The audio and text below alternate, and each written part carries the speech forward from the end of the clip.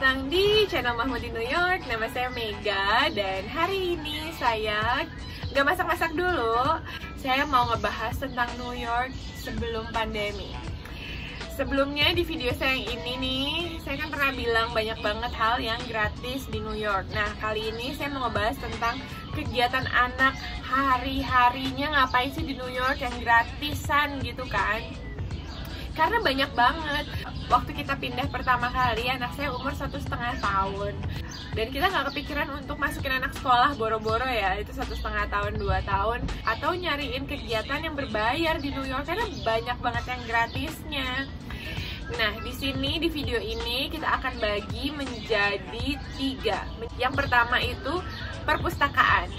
Perpustakaan untuk anak-anak dulu ya. Tapi nanti saya akan sedikit ceritain apa manfaatnya juga buat yang dewasa, karena saya juga pakai kan. Terus yang kedua itu kegiatan di toko buku. Yang ketiga itu kegiatan di museum. Nah, apa aja sih gitu. Jadi bener-bener anak saya hampir 5 hari.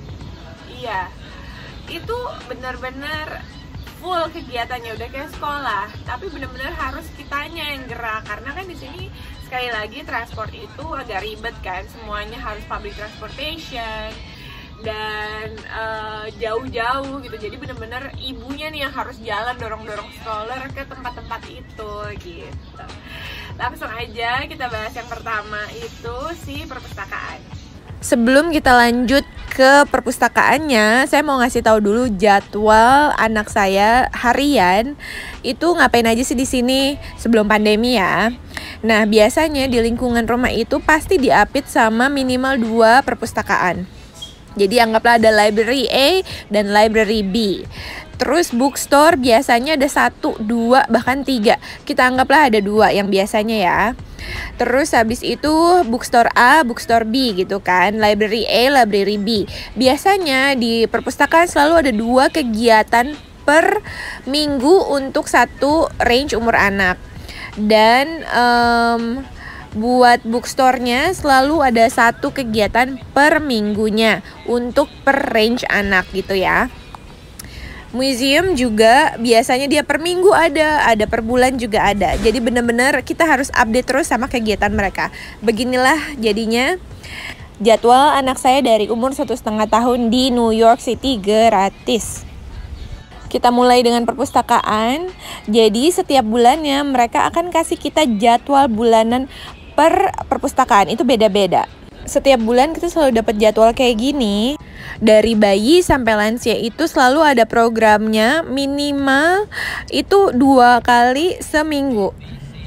Buku-bukunya semuanya dari yang terbaru pun ada.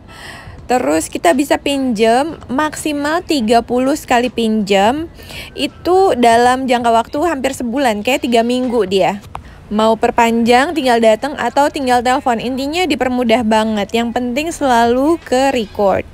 Selain pinjem buku, kita juga bisa ngeprint maksimal 20 untuk yang gratisnya, bisa pakai komputer. Buat games pun bisa. Untuk yang teenager saya suka ngelihat mereka tuh main games juga di perpustakaan, nggak masalah. Nah, untuk seumuran anak saya itu ada mainannya, dari yang edukatif sampai yang emang untuk mainan aja gitu, kayak bebas, kapan aja bisa dipakai. Nah, itu kan untuk waktu bebas ya, kapan aja kita ke perpustakaan ya, kegiatannya emang selalu ada untuk itu gitu. Nah, kalau misalnya yang per minggu 2 kali itu, satu program itu biasanya pertama dari storytelling, terus nyanyi, dance, terus main bubble, terus menggambar, mewarnai, dan waktu bebas. Tujuannya kayaknya benar-benar biar anak-anak bersosialisasi dengan teman-teman di lingkungannya.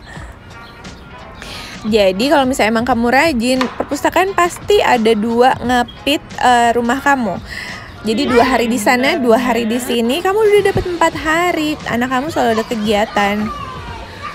New York kan memang 4 musim, jadi kadang-kadang kalau misalnya lagi dingin banget, kita nggak bisa ke taman, nggak bisa ke playground, ya saya ngumpulnya di perpustakaan, anget, anak-anak bisa kumpul, main. Terus kalau misalnya lagi panas banget juga, panas banget di sini tuh parah banget kan, heat wave gitu. Kita pun nyari tempat dingin ya ke perpustakaan juga. Jadi anak-anak di sini ngelihat perpustakaan itu benar-benar kayak tempat tujuan pelarian aja. Kalau bosan di rumah, panas di luar, dingin di luar, ya mereka ke perpustakaan. Jadi musim dingin penuh, musim panas penuh, nggak ada hari dimana perpustakaan itu kosong. Karena di sini mall itu hampir nggak ada, jarang banget gitu. Dan kalaupun ada, beda banget sama Jakarta gitu, nggak ada tempat nongkrongnya, nggak ada tempat mainnya, bener-bener store gitu, toko-toko. Jadi memang perpustakaan adalah tempat hiburan anak-anak. Berapa kali saya ngecek ke perpustakaan itu masih tutup juga sampai sekarang, sedih banget. Walaupun di website mereka tetap ada kegiatan virtual bareng anak-anak gitu. Tapi untuk seumuran anak saya kayaknya it's not going to work. Jadi mungkin akan benefit sama teman-teman yang udah lebih gede. Perpustakaan selesai kita bahas, sekarang kita ngomongin museum. Ini saya cuma ambil beberapa museum aja. Ini El Museo del Barrio. Mereka selalu ada kegiatan sebulan sekali. Mereka mau perkenalin juga budaya Latin gitu dan bahasanya. Jadi bener-bener ada nyanyi, storytelling juga. Terus ya sama lah semuanya, ada prakaryanya juga. Jadi sambil main juga anak-anak diperkenalin sama tambahan budaya, knowledge yang berharga banget. Kita lanjut dengan Met Museum. Kamu pasti dengernya Met itu tentang gala fashionnya. Nah, tapi mereka juga selalu bikin kegiatan untuk anak-anak, storytelling. Ada perpustakaannya namanya Nolan Library. Itu free, gratis, kita bisa masuk. Dan untuk program anak-anaknya mereka ada seminggu 2-3 kali. Semua kegiatan gratis ini benar-benar menarik banget buat ibu-ibu. Jadi semua orang antri, semua orang pengen ikut. Lalu kita lanjut dengan bookstore. Local bookstore di sini juga selalu punya kegiatan untuk anak-anak. Sebenarnya programnya mirip-mirip, storytelling, nyanyi, dan sosialisasi sama teman-temannya gitu. Ini saya bahas tentang kegiatan anak-anak ya, tapi benar-benar di New York City itu berapapun umur kamu selalu ada kegiatan gratis. Bahkan yang seumuran saya, kalau saya mau hangout gitu, pasti ada aja. Untuk penutup video, saya mau bilang kalau di Indonesia ada perpustakaan favorit saya yang bagus banget, nggak kalah lah sama di sini. Perpustakaan Nasional Anak di Taman Ismail Marzuki. Itu bagus banget, tapi saya kurang tahu apakah ada program yang mirip kayak di sini. Dan harapannya ke depannya nanti di setiap RW gitu kan di Indonesia akan ada perpustakaan yang kayak di Taman Ismail Marzuki ini. Nggak perlu gede, kecil juga cukup, tapi fasilitasnya lengkap biar semua anak-anak Indonesia pun ngerasain manfaatnya. Amin, amin, amin. Gimana menurut kamu? Harapannya benar-benar pandemi ini segera berakhir, anak-anak di sini pun bisa ngedapetin fasilitas perpustakaannya lagi, karena benar-benar krusial banget fasilitas perpustakaan itu di sini. Dan harapannya juga di Indonesia, perpustakaan di Indonesia yang kayak di tim, yang kayak di Taman Ismail Marzuki itu bisa ada di mana-mana, biar semua anak Indonesia nggak perlu jauh-jauh harus ke Menteng untuk bisa ngerasain fasilitasnya yang luar biasa itu. Oke, kalau begitu segini aja dulu dari saya. Semoga berkenan untuk videonya. Jangan lupa di like. Buat kamu yang belum subscribe, di subscribe. Sampai ketemu lagi.